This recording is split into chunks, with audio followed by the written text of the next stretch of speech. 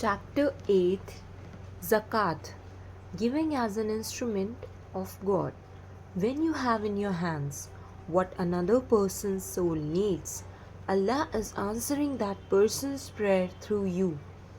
When you say yes to the opportunity of serving someone in need, you are saying yes to being an instrument of God's love, compassion, generosity, and abundance. You are called by the Quran to give off what you love. For loving the creation is a manifestation of our love for the Creator. As the Prophet ﷺ said, he has not thanked Allah who has not thanked the people. Our gratitude of Allah is not just manifested in words of praise, but also through charitable acts of service towards His creation. When the Quran speaks of almsgiving and charity, it uses the two following forms: sadaqah or recommended charity, and zakat, which is seen as an obligatory divine tax. This word sadaqah comes from the root word sidq, which means to speak the truth, to be sincere, to give alms. At its most basic, sadaqah is the giving of a gift that is rightfully ours with a sincere intention for the benefit of others and for the sake of Allah alone. Unlike zakat, sadaqah is not a pillar or an obligatory act and has no conditions other than seeking to serve Allah through serving His creation. A believer who plants a tree or sows a field from which man, birds, and animals can eat is committing an act of charity. Sadaqah is not just donating money, it is also inspiring and celebrating all acts of goodness while forbidding what is wrong. It includes removing harmful obstructions from the road, being patient with the old, leading the blind, and listening to the unheard. The Prophet Muhammad sallallahu ta'ala alayhi wasallam says in reference to sadaqah that even your smile for your brother is charity. There is sadaqah in giving hope to the hopeless, offering compassion to the hurt, supporting the weak, being a voice for the oppressed, and smiling and bringing joy to every heart you meet. Spoken sadaqah. The Prophet sallallahu ta'ala alayhi wasallam says that even a kind word is a form of charity. The ability to speak is a gift from God, so it is important that we protect our tongue from ungodly things such as gossip, foul language, and using our words in ways that would be hurtful. As the mystic says, before you speak, let your words pass through three gates. At the first gate, ask yourself, is it true? At the second, ask, is it necessary? And at the third gate, ask, is it kind? We must use the gift of our speech to uplift, inspire, encourage, and guide others. The incredible power of words is profoundly illustrated through the following story. Two frogs were hopping through the forest when they fell down a hole in the ground.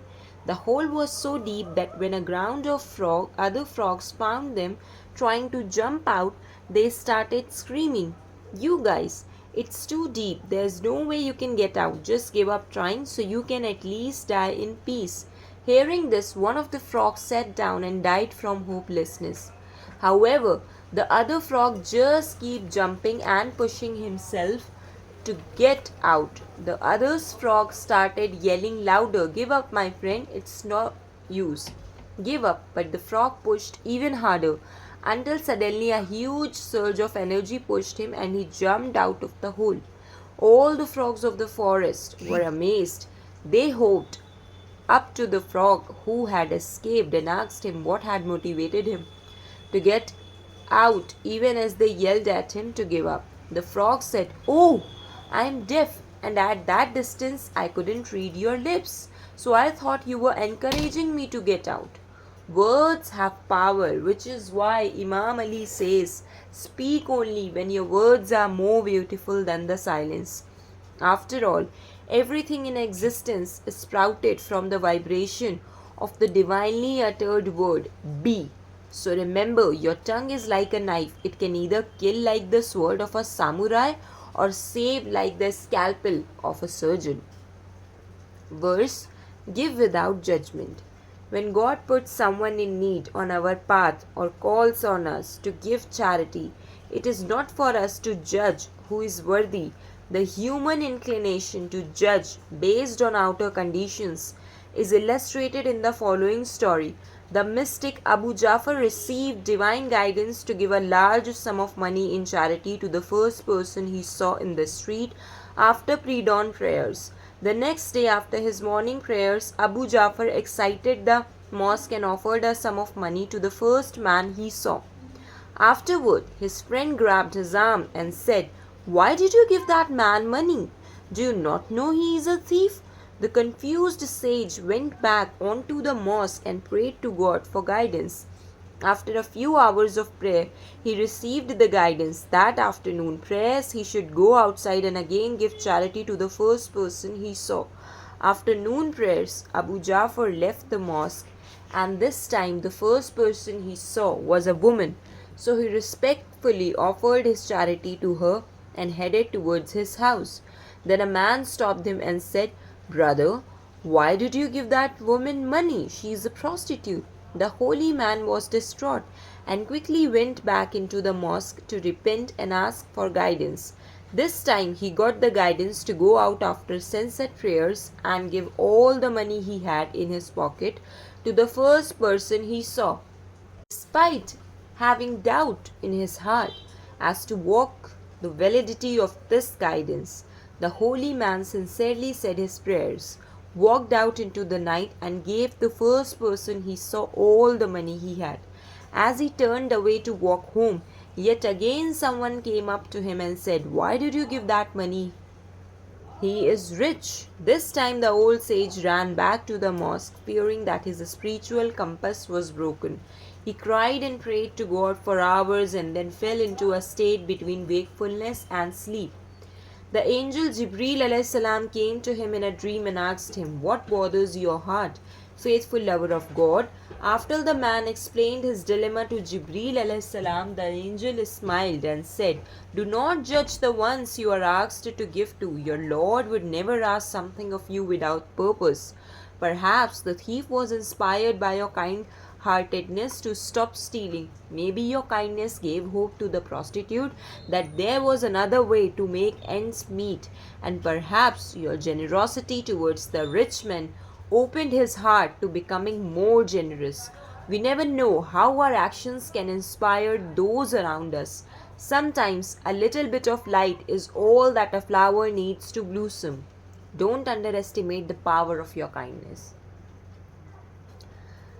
Verse: Zakat, a divine tax on your blessings. Aside from giving charity when the need arises, Muslims that are financially capable are asked to donate at least 2.5% annually of their net worth, known as zakat, to the poor as a means of preventing widespread poverty. Unlike sadaqah, zakat must be given specifically to one of the following 8 categories of people: the poor, those who are in a state of difficulty, those who disperse the zakat, those whose hearts are in need of reconciliation, to free people from bondage, to help people who are in debt, to support those who are striving to establish peace in the name of God, and to those who are struggling while traveling in foreign lands. When giving zakat or even sadaqah, the money donated must have been earned in a religiously permissible way, halal. Income made through selling alcohol as interest on money loaned, gambling, or through any other impermissible means doesn't count toward the obligatory zakat. It is also important to give and to remember that zakat is only obligatory after you have first provided for your own family and basic needs.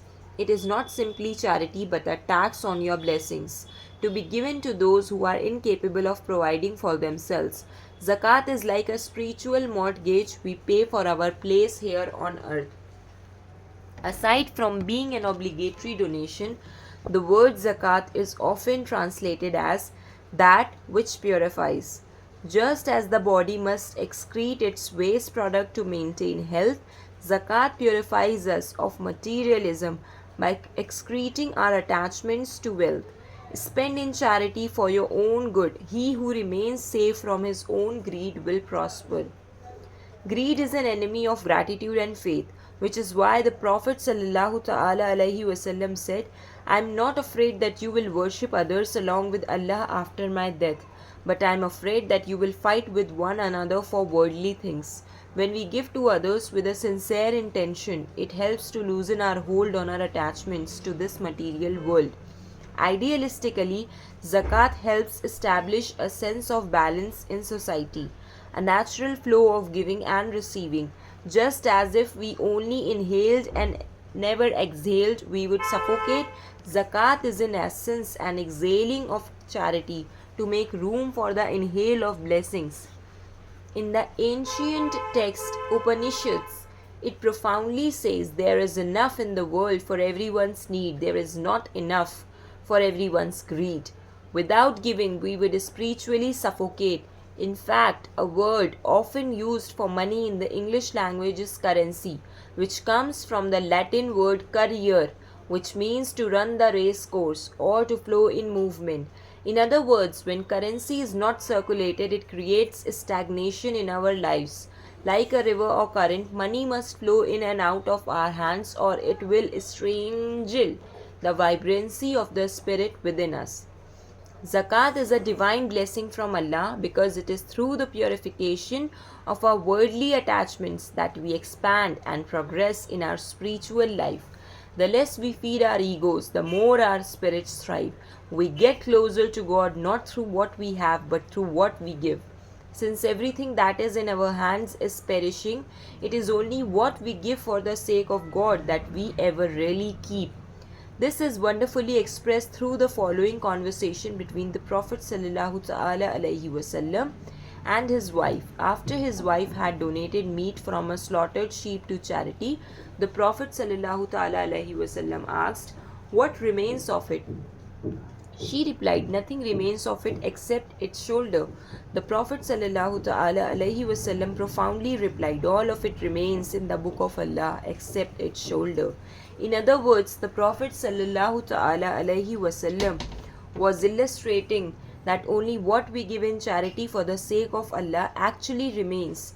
If you gave it all away, do you think God would be stingy? When you sow seeds, the barn is left empty, but the ground is made rich. If you leave the seeds in the barn, all you will have is a decaying feast for the mice and beetles. The good deeds we plant in this world do not go to waste. Rather, they blossom into the eternal realm of the hereafter. As the Quran says, so whatever thing you are given, that is only a provision of this world's life. And what is with Allah is better and more lasting for those who believe and rely on their Lord. When we go to the grave, we do not take the money we saved, we take the currency of grace created from the money we gave away. Charity does not decrease wealth. At the root of the word zakat, we find the meaning, growth, blessing, and multiplication. When we give for the sake of Allah, we are in fact opening the doors to Allah's generosity, becoming receptive to further growth and multiplication of both our material and spiritual wealth. Allah reiterates this notion when He says, He will replace whatever you give in alms. Similar to how when farmers prune plants, it helps them grow faster. When we give in charity, we are energetically pruning our wealth to allow for greater growth.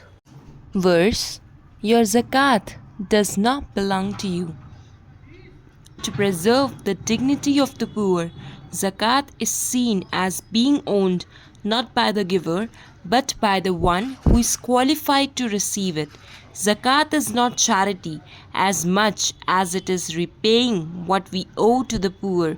It is a reminder that whatever we have acquired and earned is not owned by us, but is instead a loan from Allah. When we give charity, we are not giving to another person from ourselves. Rather, Allah is the one giving to them through us. We are not owners of our wealth. We are only divinely chosen caretakers of it. When we are in a state of true giving, there is no longer a giver and a receiver. There is only the universal love of God manifesting through our hands and deeds. As the mystics say, there are four dimensions to Islam. What's mine is mine, and what's yours is yours. What's mine is yours, and what's yours is also yours. There is neither mine nor yours.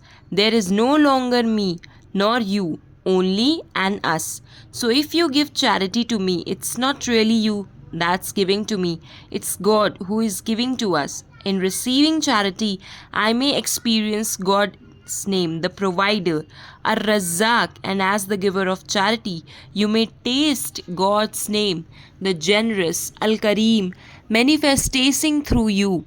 In response to my need, in essence, we are just mirrors reflecting God to Himself.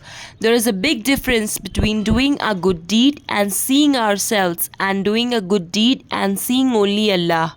For the one who looks to the Lord with sincere seeking, charity becomes a wudu or cleansing of the ego's tendency to claim ownership over the gifts given to us by Allah.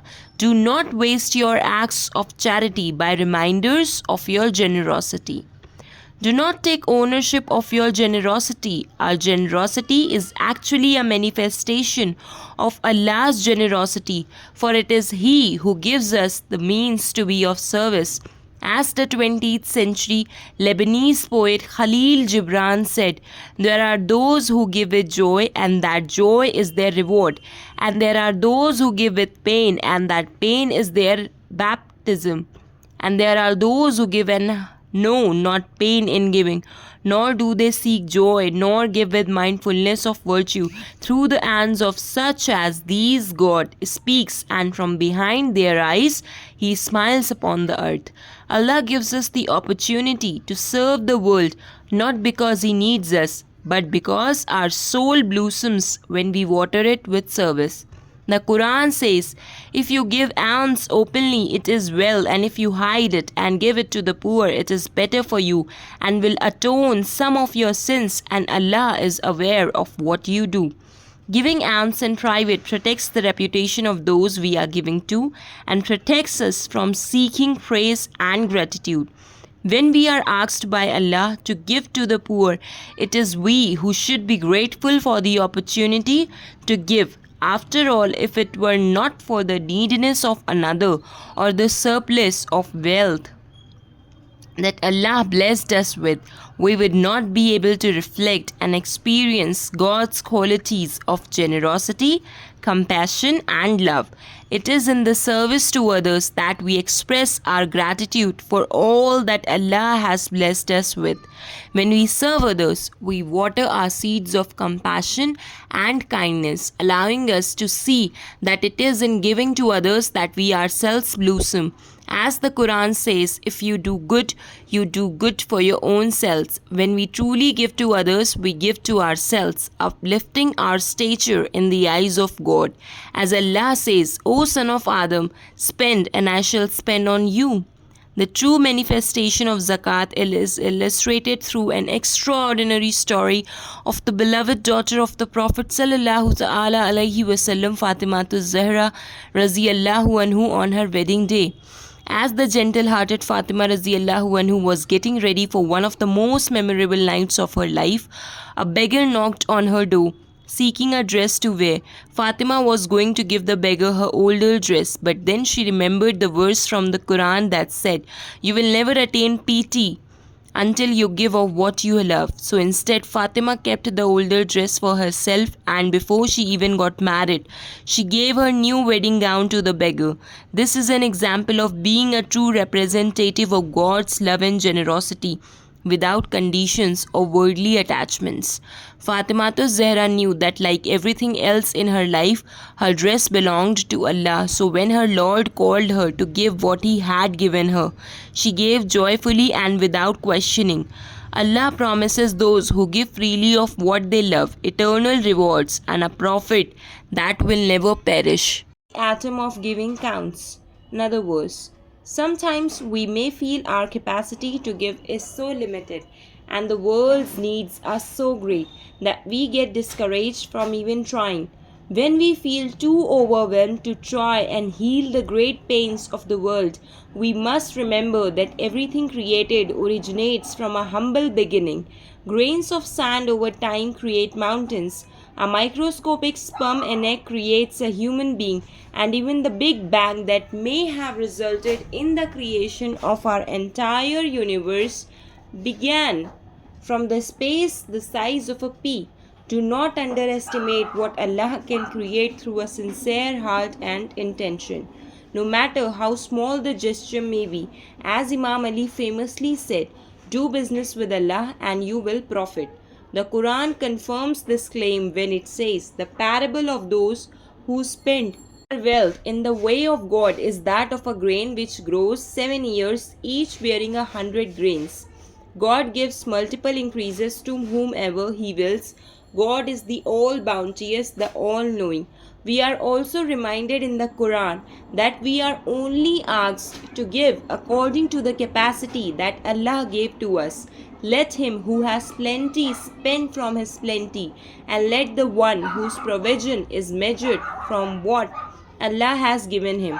Allah does not charge a soul for other than what He has given.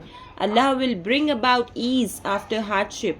It is the small steps we take today that become miles tomorrow. Acts done with love and consistency create revolutions of kindness and light that overthrow the forces of darkness. Give your money, give your time, give everything you have to give, because in your emptiness and deficiency you experience Allah's unending bounty. As the Quran says, He has given you everything that you asked Him for. Had you wanted to count a single blessing of Allah, you would not have been able to do it. After all, we give Allah what is fleeting and finite, and He rewards us with what is eternal and infinite. Listen, O drop, give yourself up without regret, and in exchange gain the ocean. Listen, O drop, bestow upon yourself this honor, and in the arms of the sea be secure. Who indeed Allah should be so fortunate. An ocean wooing a drop, in Allah's name, sell and buy at once. Give a drop and take this sea full of pearls. When we return the blessings Allah has given to us back to Him, we end up gaining more than we gave. Like a raindrop dissolving into the ocean, no matter how small our gesture of kindness may be, Allah embraces it with His generosity. In the Quran, Allah says, whoever does an atom's weight of good shall see it, and whoever does an atom's weight of evil shall see it. So there is no good deed too small to make a difference. Imam Ali says, do not feel ashamed if the amount of charity you give is small, because to refuse the needy is an act of greater shame. This notion is beautifully depicted through the following story. A king was once walking through a plantation when he noticed an old man with a white beard on his knees planting some seeds. He walked over to the man and said, my kind father, what are you doing? The old man smiled innocently and said, hello, my dear Majesty, I'm planting tiny date palm saplings. The king surprisingly replied, but father, doesn't it take 20 to 50 years for date palms to bear fruit? The old man smiled as he replied, yes, my Majesty, that is correct. The confused king asked, will you ever be able to eat the dates from the trees you are planting? The old man sweetly replied, I will surely never reach the age to enjoy these fruits, but I have eaten dates from my father's trees that they have planted, so by God's mercy I too plan for those who come after me to one day enjoy. The king was so touched by the old man's words that he gave him a bag of gold coins. The old man replied, I have yet to even plant these saplings, and they have already blossomed with fruits of abundance. What is done in the name of God is beyond seasons and time. He surely answers instantly. Of giving. Giving to others not only awakens and heals the spirit, but sincere generosity has been proven to have the power to transform us both emotionally and physically. Researchers at the National Institutes of Health discovered that giving to charity stimulates the reward center of the brain known as the mesolimbic pathway. When we give to others, our brain releases dopamine and endorphins, which help block out pain signals, creating a helper's high. Giving inspires tranquility and a sense of deep gratification. But unlike other highs, research shows that giving charitably can help us live longer, boost our mood, create more social connection, lower stress, and that giving tends to be contagious as it often creates a positive ripple effect within our community. This is why, whenever we feel lost, uninspired, or failing to find purpose in our life, we are called to give to others. Those who expend their wealth night and day, secretly and in public, they shall have their reward from their Lord, and they shall have no fear, nor shall they grieve. Most of our anxieties in life are rooted in overemphasis on the self.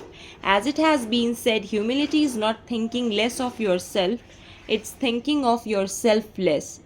When we expand our field of vision to include the bigger picture, what once felt like a huge burden can begin to dissolve. This is why many Muslims give sadaqah when they feel stuck or are seeking guidance. When we reflect generosity, kindness, and love upon the world, we become more aware of Allah's corresponding and omnipresent divine qualities of endless generosity, Al Kareem, abundant kindness, Al Rauf, and eternal love, Al Wadud. However, our intentions matter because, as studies have shown, it is only when we give selflessly and from a place of genuinely wanting to help and connect with others that we obtain health benefits. Although human civilization advances and benefits from competition, our existence is not dependent on survival of the fittest as much as it is on the survival of the kindest. To really understand the importance of connection and creating a tight knit community, consider the following. Despite having roots that can be only 5 or 6 feet deep, redwood trees are the tallest trees in the world, growing as tall as 350 feet. Redwood trees grow as tall as they do with such shallow roots because their roots interlock and weave together with neighboring trees, creating thick grooves of communal support up to hundreds of feet from the base of any given tree. Redwood trees do not just share nutrients, but their braided roots creates a powerful defense against floods and strong winds, allowing the trees to keep growing through hundreds of years of seasonal changes. Just like redwood trees, we human beings are so interconnected. When we share our blessings with others and invest in our community, we are directly investing in our own well being. As an ancient proverb says, if you want to go fast, go alone, but if you want to go far, go together. Give for God's grace, not for people's praise. Aim to live in this world without allowing the world to live inside of you, because when a boat sits on water, it sails perfectly, but when water enters inside the boat, it sinks. Zakat and Sadaqah are ways to empty the ship of our heart from the weight of greed, attachment, and instead the one who spends his wealth not for honor or praise, but rather to purify himself before God, is the one whose ship of faith will stay afloat. As Allah says, he who spends his wealth in order to purify himself, not as payment for any favors received by anyone, but only seeking to gain the pleasure of his Lord Most High, and indeed he will eventually be satisfied. The Quran calls us to give solely for the sake of being a reflection of God's love on earth. We are not called to give to others looking for praise, rather, we are called to say, we feed you for the face of Allah, we neither want a reward from you nor gratitude. When we see all the ways that God constantly gives to us, we turn our focus from what people did to us and focus on all that Allah has done and continuously does for us. We see that giving for the sole purpose of direct reciprocity invalidates the countless blessings given to us by Allah. This notion is beautifully exemplified through the following story. Went to the beach in the morning to walk before work. When he reached the shoreline, he found the entire beach, from the shore to the edges of the cliffs near the houses, covered with starfish. As he struggled to walk around them, he saw a boy in the distance picking up the starfish and throwing them into the ocean. When the man reached the boy, he asked him what he was doing, and the boy replied, "There was a huge storm last night, so these starfish have washed up on the beach and they cannot make it back to the ocean. I am throwing them back in the water because when the sun comes up, it will get really hot and they will probably die." The old man smiled in pity at the boy as he said, "My sweet boy, there are probably 100,000 starfish on this beach. It's hard to think what you are doing will make any difference." He crouched down and picked up another starfish, petted it gently, and then threw it into the ocean. Then turned to the old man and said, "Well, it sure made a difference to that one. There is no good deed too small for Allah to see."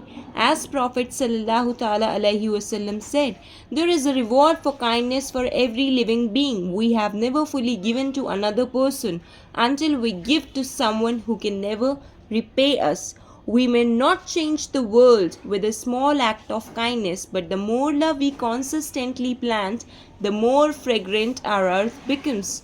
Through the beautiful blossoms of Allah's qualities of compassion, beauty, holiness, and mercy."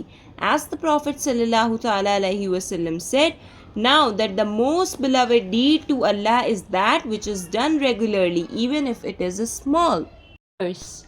Give like the sun gives to the earth. Zakat reminds us that Allah is the sustainer and provider, because to Allah belongs whatever is in the heavens and earth. If everything is created by God and everything returns to Him, then what do we really own of this world? We are nothing more than caretakers of this earth. We are here to both gratefully enjoy and generously share the blessings Allah has bestowed upon all people without discrimination. If someone is worthy in the eyes of God of having been created, how can we say they are undeserving of our help? As the Prophet Muhammad sallallahu ta'ala alaihi wasallam said, "He is not a believer whose stomach is filled while his neighbor goes hungry." As Muslims, we are called to give like the sun gives to the earth, freely and without conditions. Even after all this time, the sun never says to the earth, "You owe me." Look what happens with a love like that. It lights the whole sky. All human beings and creations of Allah are like cells in a single body.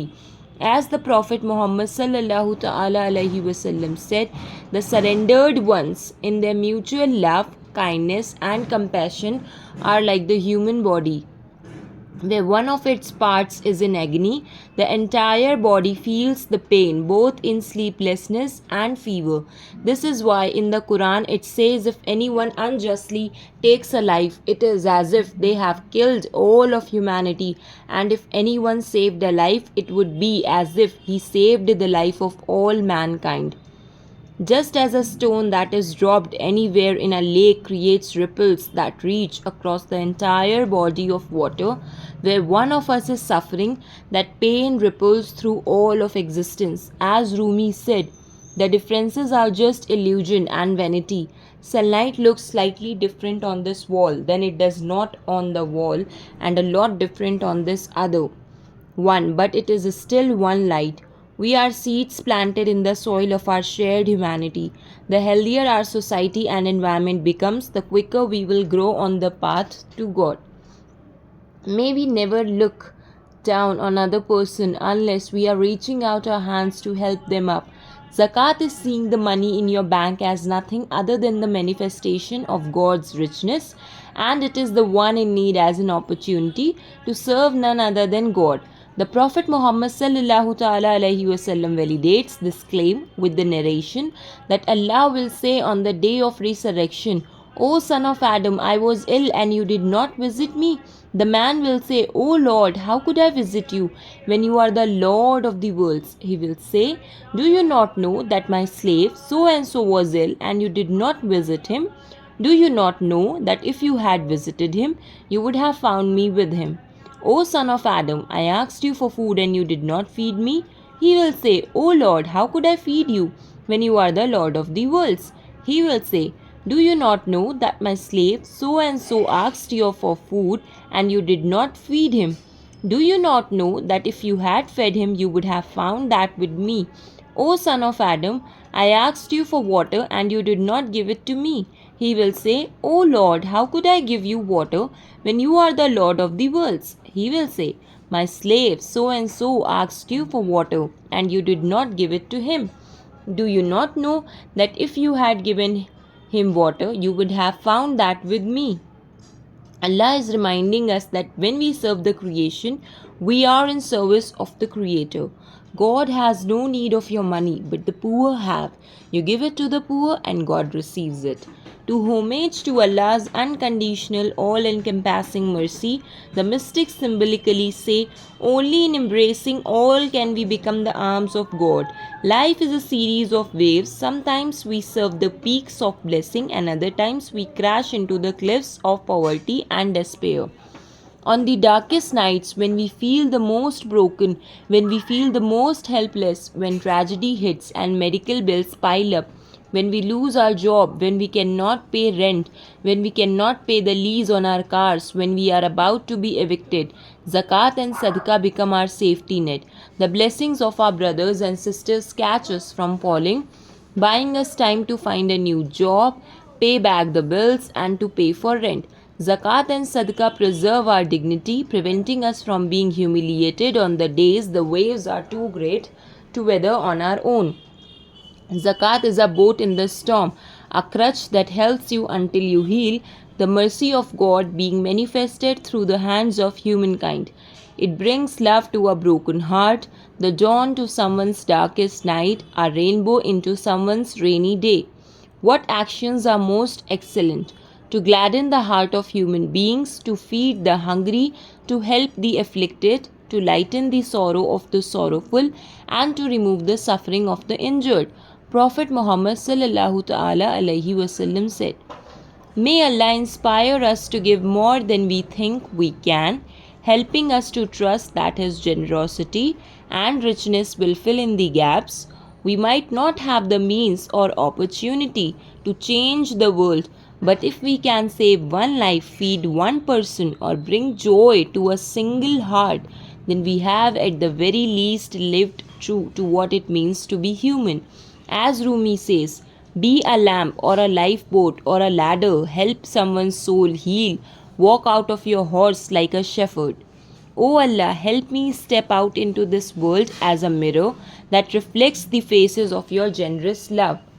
My beloved Lord, remind me that I am not the owner of the outcome, but I am responsible for my actions. So help me use my time on earth to be in service of your will.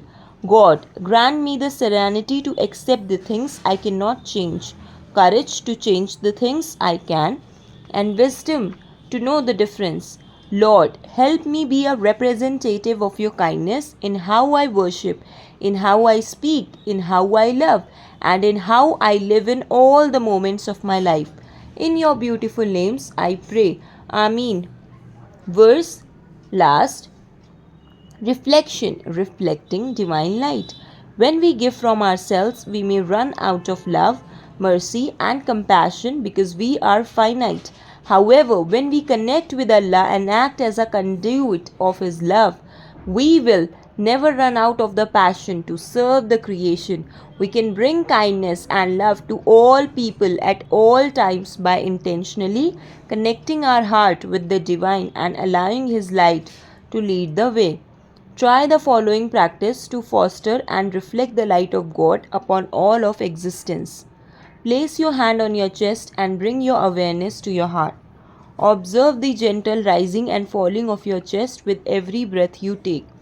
Imagine a divine beam of light coming from above you, down through your head and into your heart. As this divine light fills your heart, witness what it feels like to be receiving God's light. Breathe in the energy of the light and imagine the cells and atoms of your body drinking from the source of light until you feel fully saturated. Observe how the light spreads throughout your body, being conscious of the buzzing, vibrating, or wave like feeling as it spreads. Imagine branches of light blossoming from your heart into the earth. Allow this divinely inspired inner light to expand deeper into the earth and outward to people around you.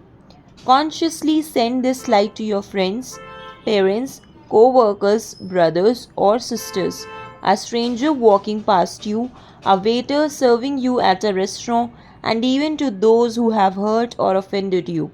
Send your light to the plants, the animals, and all living things. Allow your inner light to spread like the morning sun over and into the hearts of all the people you come across. As you consciously braid the divine light of your heart with the hearts of others, make a simple and sincere prayer to God on their behalf. Say, O Allah, I pray that you bring your light into the heart of this person or creature, making their day joyful and fulfilling. Journal or take note of what it feels like to connect with the light of Allah and to share it with others. Alhamdulillah.